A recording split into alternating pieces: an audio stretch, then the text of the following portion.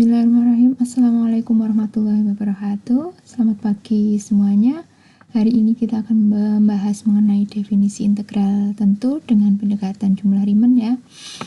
Baik, kita lihat di sini definisi dari integral tentu terlebih dahulu. Misalkan norm P di sini ya, ini adalah norma P. Jadi mutlak P itu kita katakan dengan norma P adalah panjang interval yang terpanjang dari partisi P.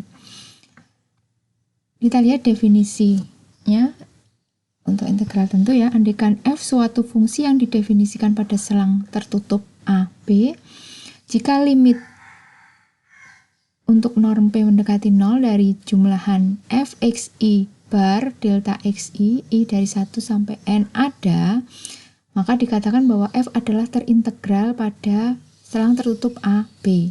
Ini jumlahan Riemann ya, yang di materi sebelum slide ini ya, dituliskan bahwa integral a b dari f x dx sama dengan limit untuk norm p menuju 0 dari sigma f xi bar delta xi untuk i dari 1 sampai n. Nah, ini disebut sebagai integral tentu dari f, fungsi f ya, dari a ke b. Jadi integral tentu dari a sampai b ini ya, dari fungsi f itu definisinya adalah limit dari jumlahan Riemann ya di sini. Kemudian kita lihat contoh menghitung integral x ditambah 5 dx dari negatif batas negatif 3 sampai 4 ya. Penyelesaiannya kita buat partisi pada selang tertutup negatif 4,5 menjadi n selang bagian yang sama ya, masing-masing dengan panjang delta x sama dengan 7 per n. Pada selang xi min 1, xi maka ambil titik sampel xi bar sama dengan xi ya. Ini grafiknya kita bisa gunakan GeoGebra ya. Nah, kita peroleh titik sampel x0 adalah batas paling kiri ya, yaitu negatif 3. Kemudian titik sampel x1 adalah negatif 3 ditambahkan delta x-nya yaitu 7 per n. Dan seterusnya sampai xn adalah negatif 3 ditambah n kali delta x yaitu 4 atau batas kanan ya, titik sampel xn. Sehingga fxi di sini sama dengan xi ditambah 5 yaitu 2 ditambahkan i kalikan 7 per n. Sehingga jumlahan Riemann-nya adalah sekian ya. Dari perhitungan ini kita dapatkan ini, ingat bahwa jumlahan untuk konstanta ini tinggal kita kalikan dengan selangnya ya. Sampai ke n maka 2n ini. Kemudian jumlahan atau sigma i dari 1 sampai n kita lihat rumusnya ya.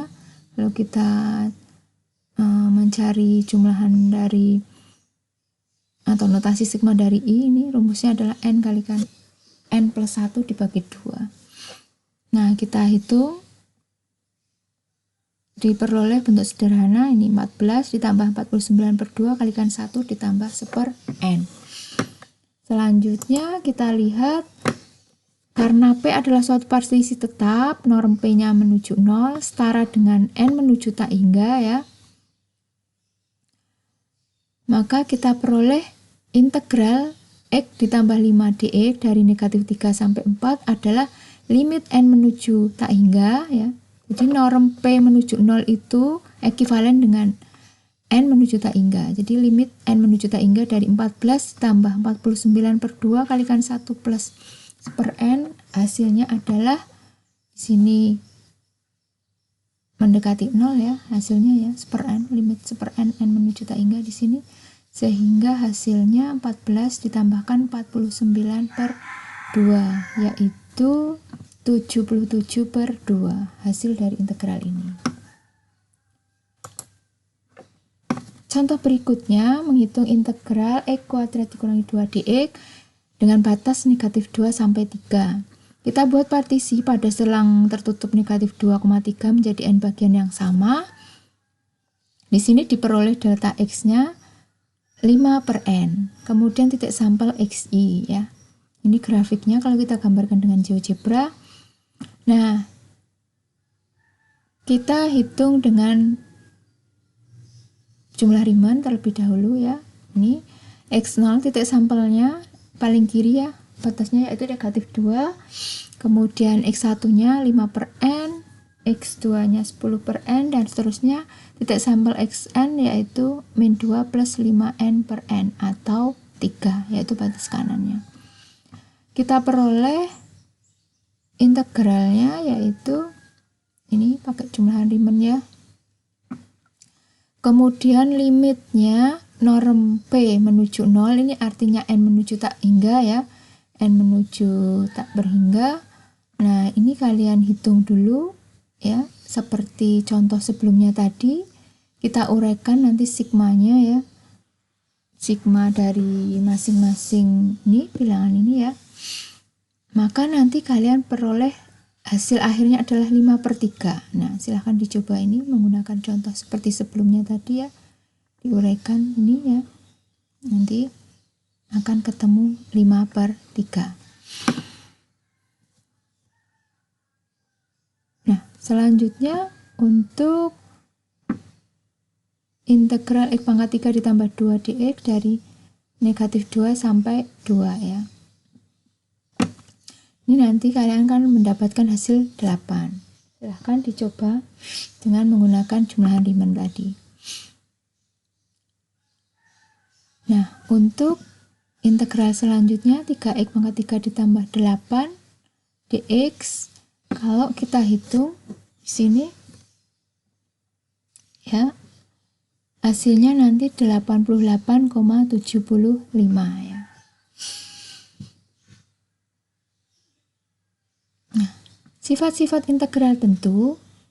Yang pertama, untuk integral f(x) dengan batas yang sama, dia akan bernilai 0. Kemudian integral f(x) dx dari A sampai B sama dengan negatif dari integral f(x) dx dari B sampai A. Ini kalau batasnya dibalik nanti nilainya negatif ya, untuk A lebih besar dari B. Contohnya sebagai berikut, integral 4x² dx dari 3 sampai 3 bernilai 0. Integral 4x⁻³ dx dari 5 sampai 2 ini sama dengan negatif integral dari 4x⁻³ dx, batasnya 2 sampai 5. Ya, fungsi-fungsi apa yang dapat diintegralkan? Kita lihat fungsi tak terbatas. Yang pertama fungsi tak terbatas yaitu f(x) sama dengan f(x) bernilai 1/x-2 kuadrat jika x-nya tidak sama dengan 2, dan bernilai 1 jika x-nya sama dengan 2. Nah, fungsi f(x) di sini tidak terintegralkan pada interval tertutup 0,4 karena sumbangan pada jumlah Riemann dari selang bagian yang mengandung x sama dengan 2 dapat dibuat berapapun besarnya dengan cara pemilihan titik sampel xi bar yang cukup dekat ke 2 ya. Gitu.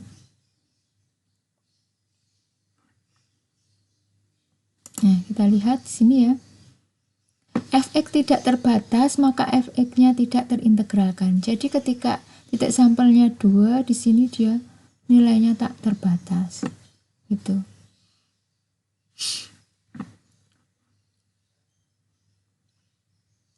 Kita lihat teorema berikutnya, teorema keterintegralannya. Jika f terbatas pada interval tertutup AB dan f kontinu di sana, kecuali pada sejumlah titik, maka f terintegral pada interval tertutup A, B. Khususnya jika f kontinu pada seluruh selang integral A. Khususnya jika f kontinu pada seluruh selang tertutup AB, maka f terintegralkan pada AB. Jadi jika f-nya kontinu, maka f-nya terintegralkan. Ya, kalian bisa mencoba latihan 5.5 ya, secara kelompok. Nomornya di sini sudah dibagi, silahkan dikerjakan di buku tulis ya. Tidak perlu dikumpulkan.